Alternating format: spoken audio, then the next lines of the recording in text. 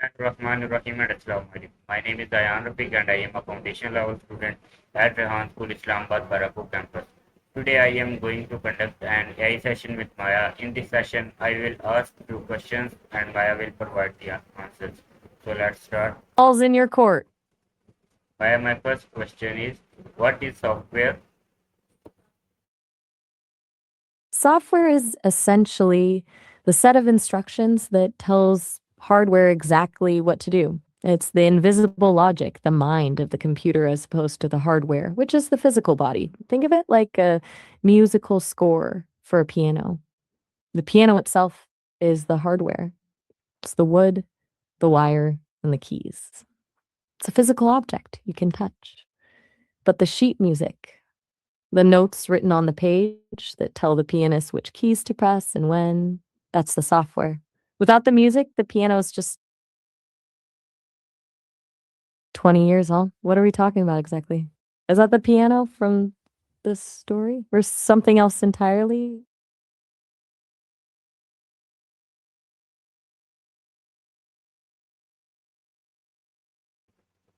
Okay, my next question is, what is the difference between software and hardware? Right, let's get into it. At its core, the difference is a matter of physical substance versus logical instruction. Think of hardware as the body and software as the mind. Hardware is everything you can actually touch and feel. I'm talking about the circuits, the hard drive, the screen, the keys of a keyboard, and even that fan that starts humming when your computer is working too hard. These things are made of physical materials like silicon, plastic, and metal. They are tangible. They can wear out over time, and you can physically replace them if they break.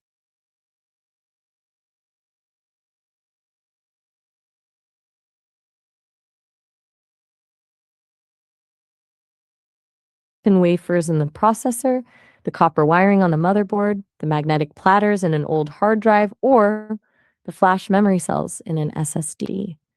It's the actual tangible matter that takes up space in the physical world. You can touch it, drop it, or feel it get hot under your fingertips. Hardware is the vessel, but it's fundamentally inert. It's just a collection of switches and circuits waiting for a signal to flip. Doesn't know how to do anything on its own. It just provides the physical capability to execute a command. Software, on the other hand, is the ghost in the machine. It's a collection of logical instructions written in code that tells that inert hardware how to behave. If hardware is the engine of a car, software is the driver turning the wheel and pressing the pedal. Software isn't made of atoms, it's made of information.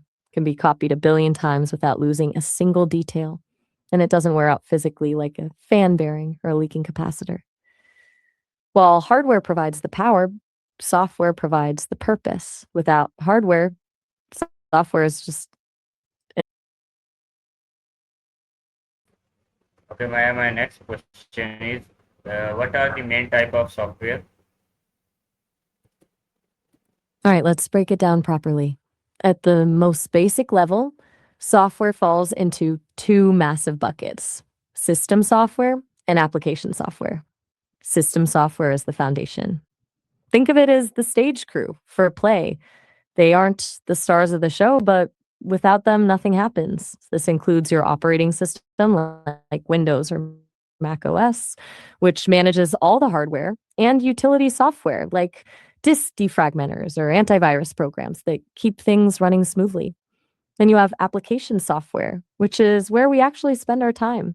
These are the tools designed for specific tasks like Spotify for music, Chrome for browsing, or Photoshop for art. It's a huge spectrum from the deep invisible code that tells your CPU how to handle electricity, all the way up to the shiny buttons you click on a screen. Do you want to dive deeper into how those two actually talk to each other?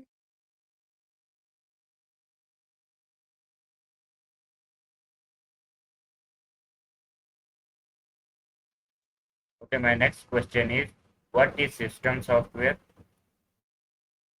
Think of system software as the invisible manager of your entire device. It's the layer that sits right on top of the hardware, making sure everything is talking to each other correctly. Its entire existence is dedicated to creating a stable environment so that your other apps can actually function. If it weren't for system software, every single app you use would have to be written to talk to every specific piece of hardware in your machine, which would be an absolute nightmare. The biggest part of this is the operating system, like Windows or Mac OS, which handles the big stuff, managing your CPU, deciding how memory is shared, and keeping track of your files. Then you've got device drivers, which are like the translators that tell the OS exactly how to use a specific printer or graphics card. Finally, there are utility programs, the digital custodians that do things like scanning for viruses or cleaning up your disk. Basically, system software is the reason you don't have to be a computer engineer just to open a web browser. It's the steady, reliable foundation that does all the heavy lifting in the background without ever asking for a thank you.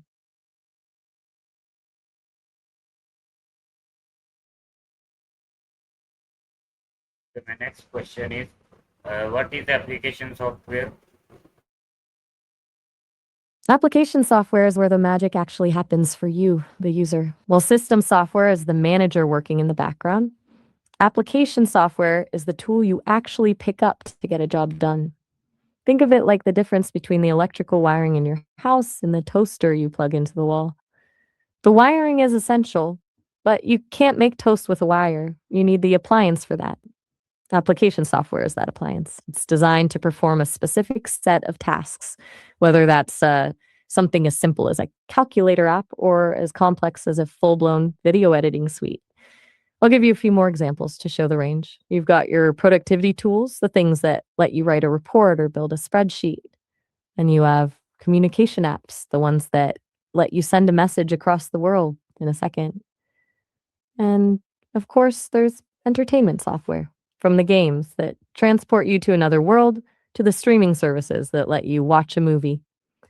The fascinating part is that these apps don't have to worry about how to talk to your processor or how to manage your RAM because they just tell the system software what they need, and the system software handles the logistics. It's a tiered system that lets developers focus on the user experience rather than the raw electronics.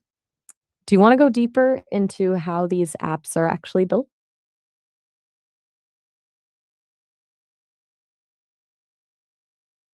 My next question is, uh, what is coding?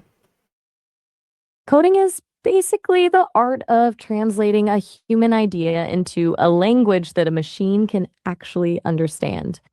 Computers are incredibly fast, but they're also fundamentally simple. They don't understand English or Urdu or abstract concepts like make a button blue or play a song. They only understand on or off, one or zero. This is binary, the absolute bottom layer of everything digital.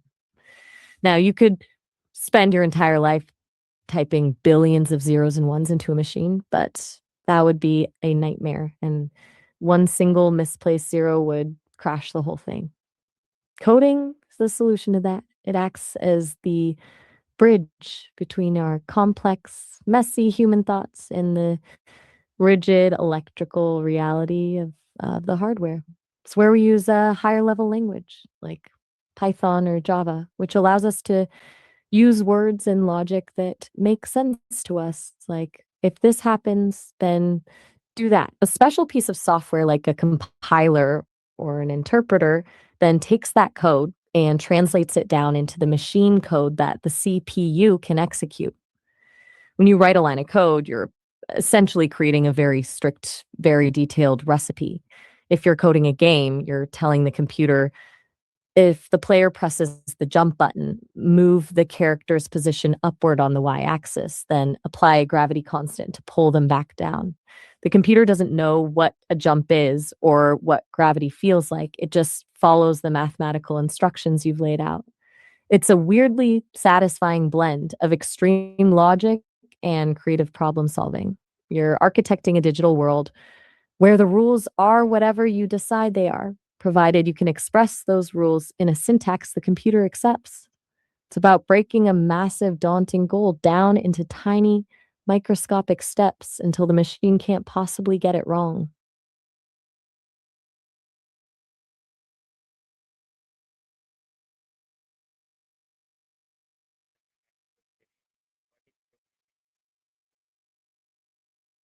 All right. It's easy to mix coding and programming up because they're so intertwined.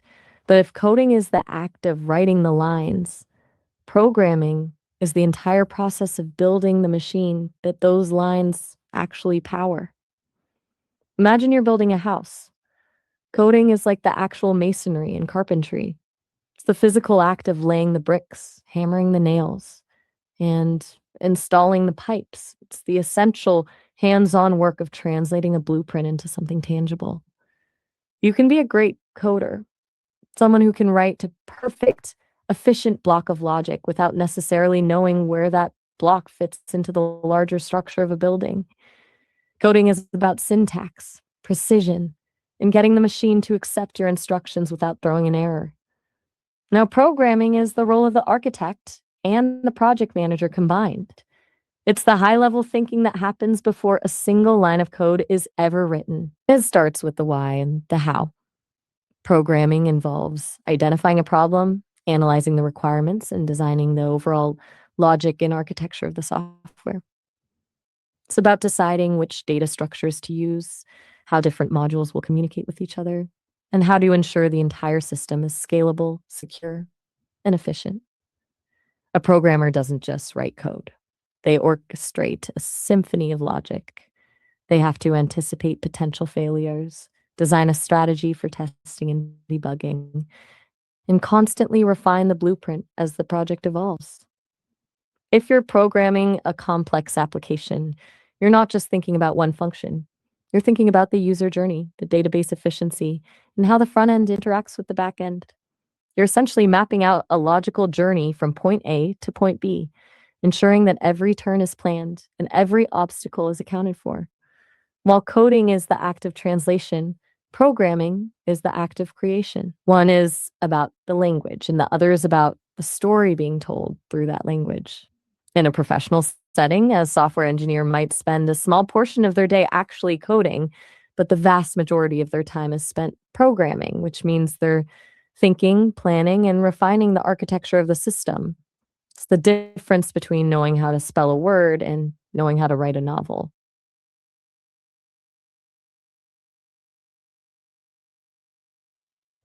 My next question is, My bad, did I lose you? how is software I'm development? lost. That's a great question. Software becomes interactive through what we call an event loop. Imagine the software is just sitting there in a state of active waiting, like a goalie in a soccer game, totally focused and ready for something to happen.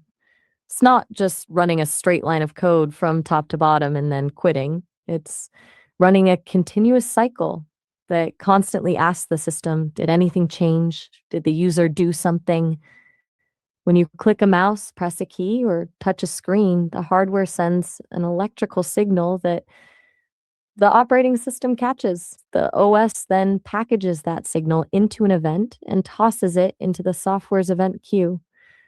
The software sees that event, say mouse click at coordinates X and Y try, and immediately looks up what's supposed to happen in response. It might be a line of code that says, if this button is clicked, change the screen color to blue. The software then updates the display, and the whole cycle starts over, waiting for the next move.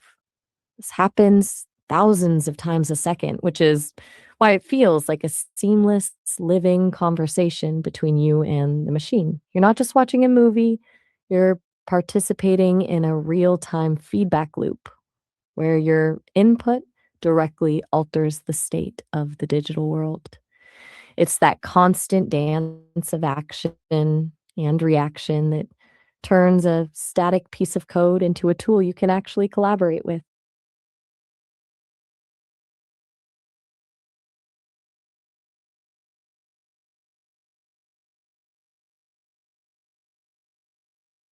Okay, my next question is, what does a software developer do? All right, let's dig into this. I've been talking a lot about the tools and the logic, but a developer is the human at the center of all that. At the most basic level, a software developer's job is to solve problems using code. But if you actually look at their day to day, it's much less about typing and much more about thinking. They start with a problem, maybe something like, I want people to be able to order groceries from their phones. And they have to figure out how to turn that vague human desire into a functioning piece of software. That process usually starts with a discovery phase where they're essentially detective work, talking to users and stakeholders to define it exactly what the software needs to do. Once they have a plan, they move into the design phase, sketching out how the data will flow, what the user interface will look like, and how different parts of the system will talk to each other. Then comes the actual coding, but even that is a cycle of trial and error. They write a chunk of logic, it breaks, they spend 3 hours wondering why it's breaking, and then they find out it was a single misplaced semicolon. That's the debugging phase, which is probably where developers spend a huge chunk of their time, acting as a sort of digital forensic investigator. After the code is written and the bugs are squashed, they have to test it in every way possible, trying to break their own creation before a user does. Then there's deployment, where the software is actually released to the world, and then the process starts all over again with maintenance and updates. A developer is essentially a hybrid of an architect, a translator, and a puzzle solver, constantly refining and polishing a digital tool until it does exactly what it's supposed to do.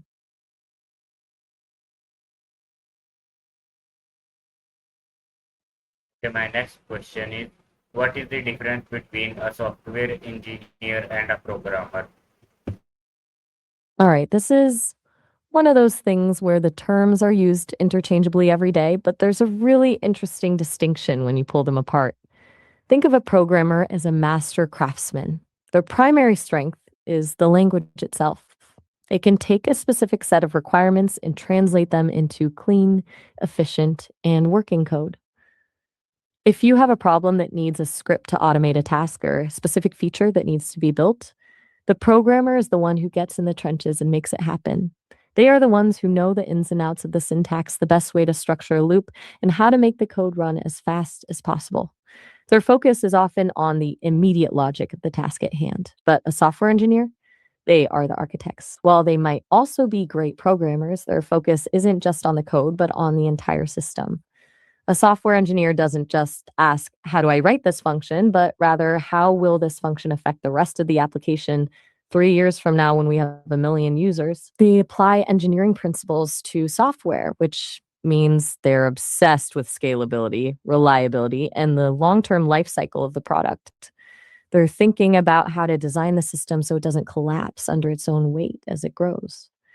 They're managing the trade offs between speed and security and planning for how to maintain the software over time without it becoming a giant, tangled mess of code that no one understands.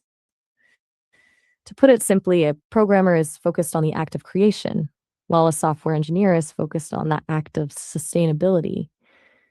One is building the room, and the other is designing the entire skyscraper to make sure it doesn't lean or crack when the wind blows. In a lot of small companies, one person does both jobs, but in a big organization, you'll see these roles diverge, with engineers handling the blueprints and programmers handling the construction. Does that distinction make sense, or do you want to dig into a specific example of how that would look in a real project?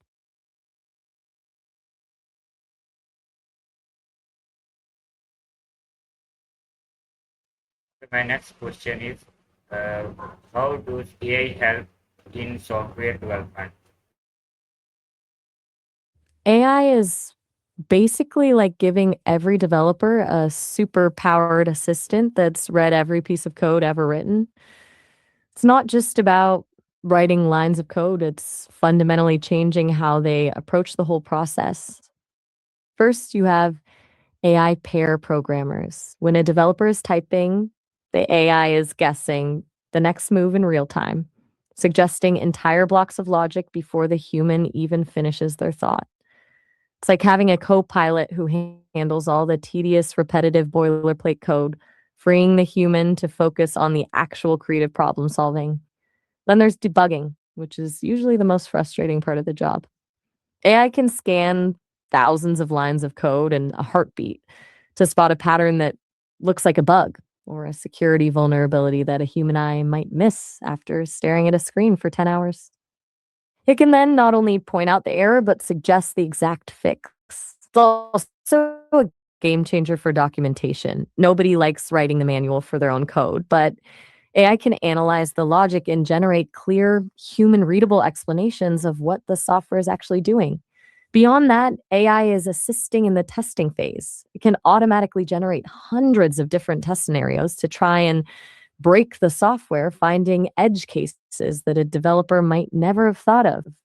The really interesting part is that it's becoming a bridge for beginners, someone who knows what they want to build, but doesn't know the exact syntax of a language, can describe their idea in plain English, and the AI can provide a working prototype. It's moving the developer's role further away from being a translator and closer to being a conductor who orchestrates the AI to build the vision. Some developers are worried it'll replace them, but it's more like how the calculator didn't replace mathematicians. It just let them stop doing long division by hand and start solving bigger, more complex problems. It's taking the friction out of the process, letting them go from idea to functioning prototype faster than ever before.